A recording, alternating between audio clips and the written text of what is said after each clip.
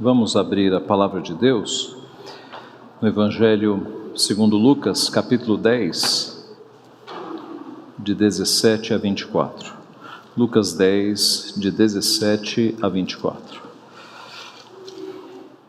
Então regressaram os 70, possuídos de alegria, dizendo: Senhor, os próprios demônios se nos submetem pelo teu nome. Mas ele lhes disse: Eu via Satanás caindo do céu como um relâmpago. Eis aí vos dei autoridade para pisar de serpentes e escorpiões e sobre todo o poder do inimigo, e nada absolutamente vos causará dano. Não obstante, alegrai-vos, não porque os espíritos se vos submetem, e sim porque o vosso nome está arrolado nos céus.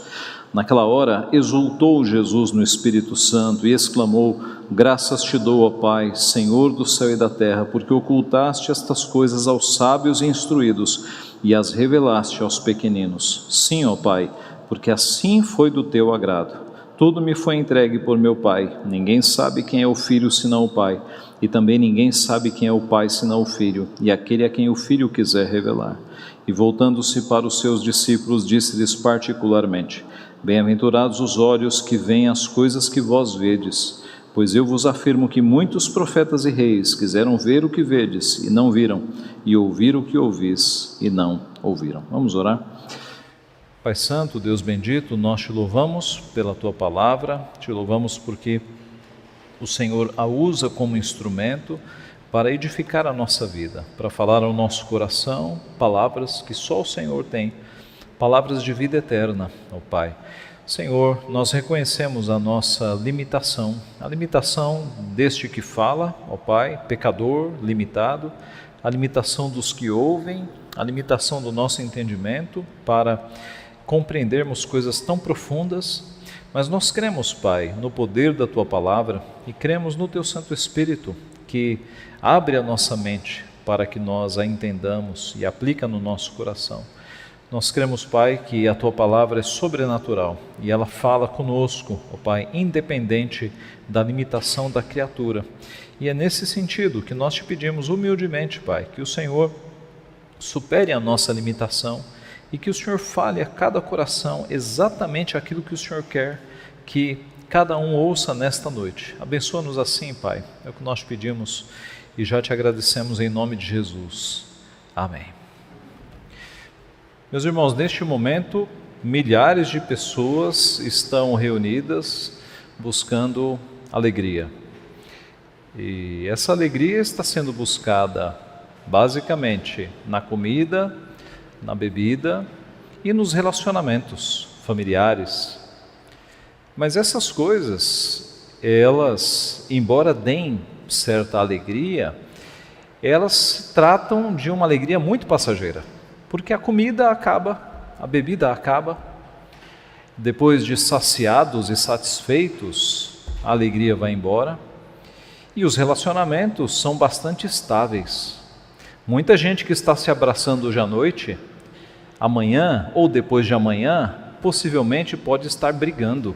Relacionamentos são difíceis, são estáveis, de modo que procurar alegria em comida e em bebida ou em relacionamentos não parece algo muito seguro. Essas coisas são passageiras, essas coisas acabam, essas coisas são perecíveis. Há que se ter um local mais forte, algo maior, mais sólido, mais firme, para nós colocarmos a nossa alegria do que comida, bebida e instáveis relacionamentos. Nesta noite, eu te convido a pensar: onde é que está a tua alegria? A tua alegria está na comida? A tua alegria está na bebida? A tua alegria está nos relacionamentos familiares, nos frágeis e instáveis relacionamentos familiares? Onde é que está a tua alegria? A alegria que vai te acompanhar durante a vida inteira. No texto que nós acabamos de ler, nós encontramos 3 expressões de alegria. A primeira, a alegria dos 70 discípulos, verso 17. A segunda, a alegria de toda a igreja, verso 20. E a terceira, a alegria do próprio Senhor Jesus Cristo. E nós podemos olhar para esse texto então e tentar descobrir qual foi o motivo da alegria deles. Aliás, a própria alegria de Jesus Cristo. No que é que Jesus Cristo se alegra? Para que nós então busquemos não uma alegria fútil, passageira, superficial, mas a própria alegria que alegra o nosso Senhor Jesus Cristo. Vejamos a primeira alegria, a alegria dos 70 discípulos. O envio desses 70 discípulos para pregar o Evangelho, ele começa no início do capítulo 12, no início do capítulo 10, e nós podemos ver até o versículo 12. Acompanhem comigo. Capítulo 10, verso 1. Depois disso, o Senhor designou outros 70 e os enviou de 2 em 2 para que o precedessem em cada cidade e lugar aonde ele estava para ir. E lhes fez a seguinte advertência: a seara é grande, mas os trabalhadores são poucos. Rogai, pois, ao Senhor da seara que mande trabalhadores para a sua seara. Ide, eis que eu vos envio como cordeiros para o meio de lobos. Não leveis bolsa nem alforge, nem sandálias, e a ninguém saudeis pelo caminho. Ao entrardes numa casa, dizei antes de tudo: paz seja nesta casa. Se houver ali um filho da paz, repousará sobre ele a vossa paz. Se não houver, ela voltará para vós outros, ela voltará sobre vós. Permanecei na mesma casa, comendo e bebendo do que eles tiverem, porque digno é o trabalhador do seu salário. Não andeis a mudar de casa em casa.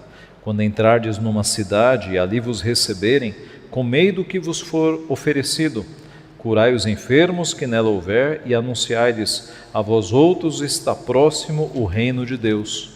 Quando, porém, entrardes numa cidade e não vos receberem, saí pelas ruas e clamai, até o pó da vossa cidade, que se nos pegou aos pés, sacudimos contra vós outros. Não obstante, sabei que está próximo o reino de Deus. Digo-vos que naquele dia haverá menos rigor para Sodoma do que para aquela cidade. No texto que nós lemos, a partir do verso 17, que é a continuação, nós vemos que quando esses 70 voltaram, eles voltaram possuídos de alegria, cheios de alegria. Por qual motivo? Eles dizem: Senhor, os próprios demônios se nos submetem pelo teu nome. Eles ficaram muito felizes, porque no confronto com demônios, os demônios perdiam, os demônios se submetiam. Note que no envio, Jesus não fala em expulsão de demônios, Jesus fala em curas. No verso 9, curai enfermos que nela houver. Note também que houve ocasião no passado em que os 12 discípulos não conseguiram expulsar demônios. Em Mateus 17, de 19 a 21, é narrado justamente isso.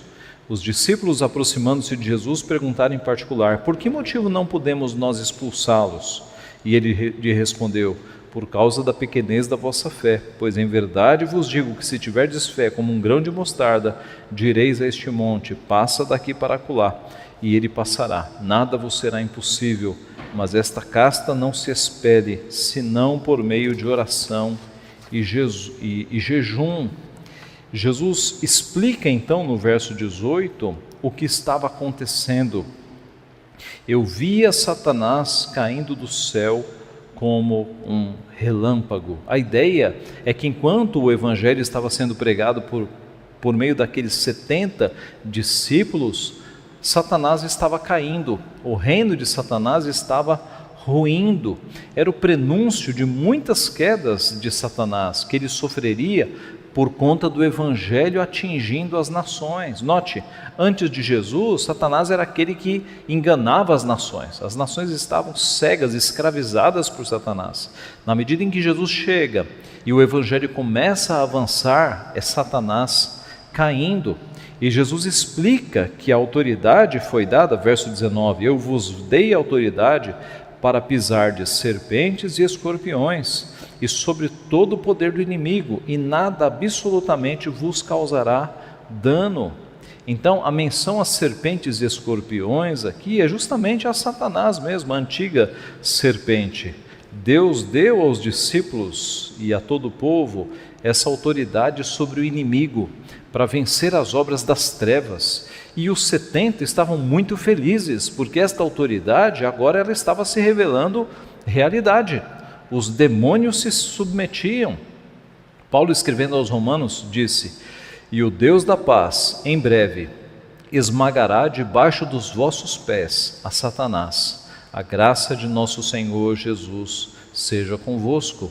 Paulo mostrando que o povo de Cristo, os discípulos de Cristo, pela pregação do Evangelho, acabam esmagando a cabeça de Satanás. E nada pode então causar dano aos filhos de Deus. Em João 10, Cristo disse: as minhas ovelhas ouvem a minha voz, eu as conheço, elas me seguem, eu lhes dou a vida eterna, jamais perecerão e ninguém as arrebatará da minha mão. Em Romanos 8, Paulo escreveu: porque eu estou bem certo de que nem morte, nem vida, nem anjos, nem principados, nem coisas do presente, nem do porvir, nem os poderes, nem a altura, nem a profundidade, nem qualquer outra criatura poderá separar-nos do amor de Deus que está em Cristo Jesus, nosso Senhor. Então, a primeira alegria está relacionada à vitória do reino de Deus sobre o reino das trevas. Os 70 discípulos perceberam isso claramente. Os demônios se submetem a nós. Os demônios, eles se submetem à palavra do Evangelho. Era uma alegria legítima aqui, meus irmãos, porque era uma alegria em ver o avanço do reino de Deus. Mas Jesus aproveita esta alegria para mostrar uma alegria muito superior a esta, de nós como discípulos percebermos que demônios caem diante do nome de Jesus. É a segunda alegria, é a alegria de toda a igreja, que é uma alegria maior do que a primeira. No verso 20, Jesus diz: não obstante, alegrai-vos, não porque os espíritos se vos submetem, e sim porque o vosso nome está arrolado nos céus. Eis que esta é uma alegria muito maior. Note, deve ter sido de fato impressionante os discípulos avançando, pregando o Evangelho, e os demônios se submetendo, e pessoas sendo libertas, e cegos enxergando, e mudos falando, e os demônios saindo. Deve ter sido impressionante. Mas Jesus passa a mostrar uma alegria muito superior. Alegrai-vos não porque os espíritos se vos submetem, e sim porque o vosso nome está arrolado nos céus. Algo muito maior do que aquela alegria é cada um de nós saber que o nosso nome, meus irmãos, foi escrito na eternidade, que o nosso nome foi escrito no livro da vida. Essa é a grande alegria que alguém pode ter nesta vida. Do que vale essa vida se você consegue amealhar bens e juntar móveis e imóveis e dinheiro e conta no banco, se o teu nome não está escrito no livro da vida? Do que vale juntar tanta coisa? A maior alegria que alguém pode ter é saber que Deus escreveu o seu nome no livro da vida. É disso que Jesus está falando. A alegria de expulsão de espíritos imundos era passageira, era do reino, mas era passageira. Mas a alegria de ter os nomes escritos no livro da vida, esta é uma alegria duradoura. Jesus mostra então que esta é uma alegria muito maior do que expulsar demônios, mesmo porque não é só discípulo verdadeiro que expulsa demônio. Há simulação no reino das trevas. Jesus havia dito em Mateus 7 que muitos naquele dia dirão: porventura não temos profetizado em teu nome não expelimos demônios? E Jesus diz: nunca vos conheci.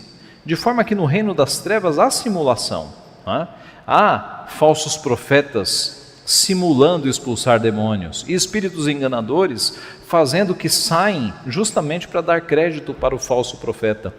Então, a alegria de expulsar demônios, ela não é uma alegria muito, digamos, confiável.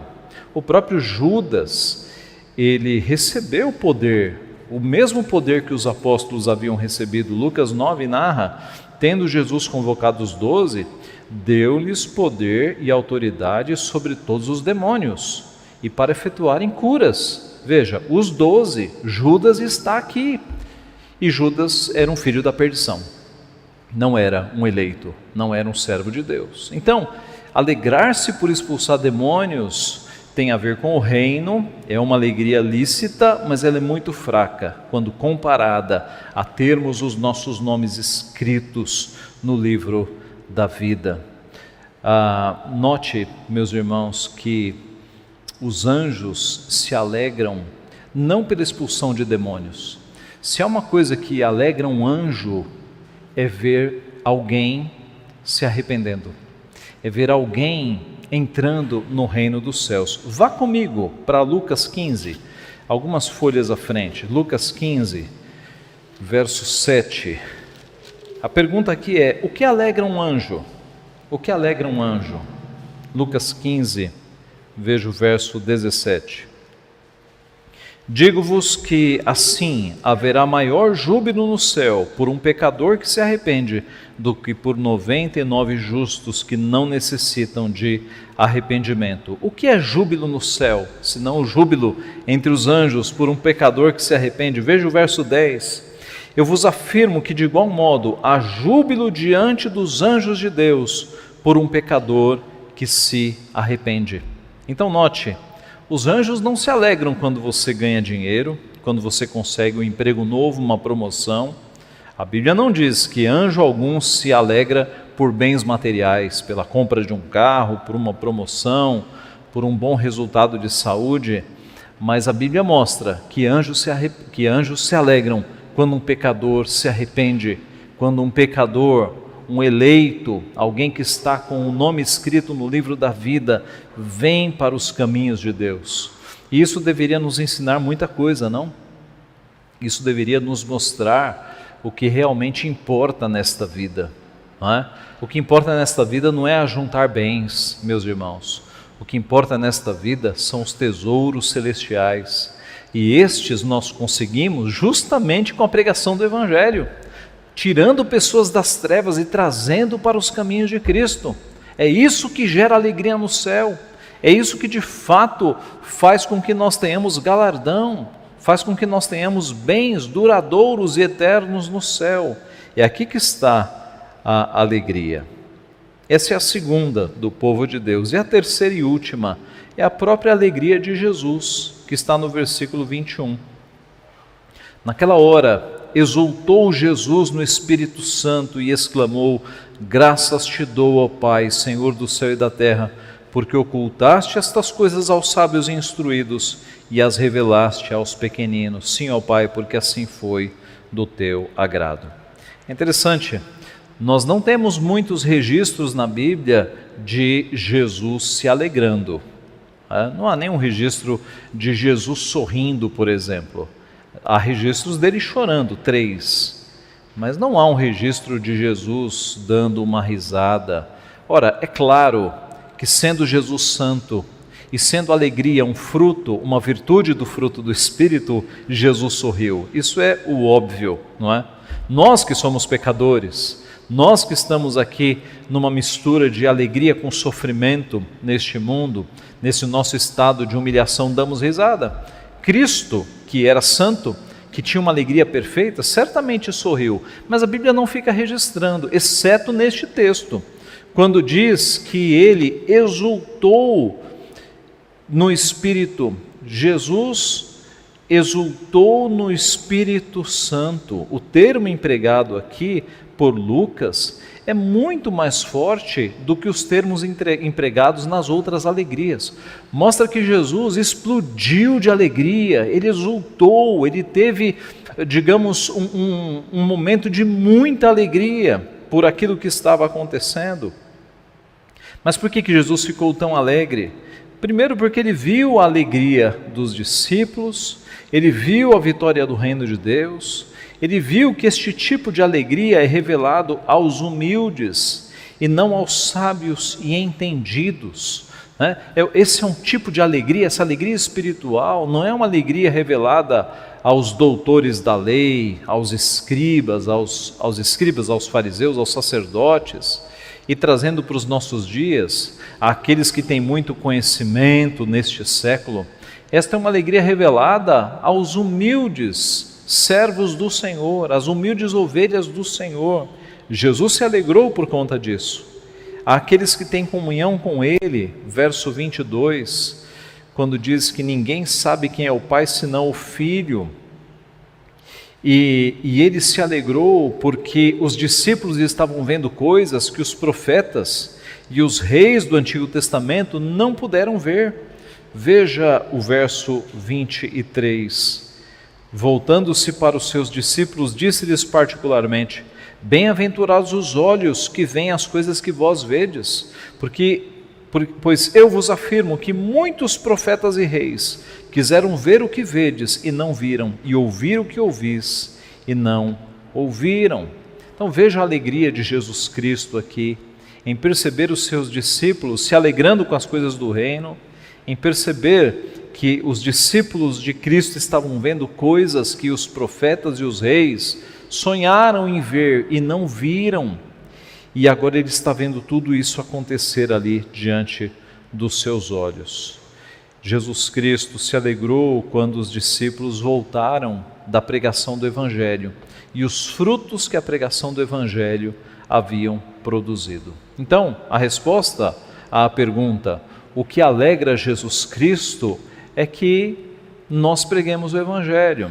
Num sentido mais completo, é que nós façamos a sua vontade. A Bíblia diz isso. Cristo disse: vós sois meus amigos se fazeis a minha vontade. Então, para gerar a alegria de Jesus Cristo, nós devemos fazer o quê? Fazer a sua vontade. E dentro da sua vontade está pregar o Evangelho. Quando nós pregamos o Evangelho, quando o nome de Cristo é anunciado, Jesus Cristo se alegra. Os anjos se alegram. Há júbilo no céu quando alguém se converte. Eis aqui, meus irmãos, a verdadeira alegria. Há muita gente rica no mundo, com muitos bens, que não tem alegria.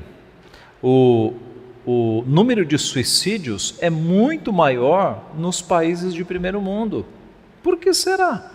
Ora, é uma prova evidente de que bens não trazem alegria.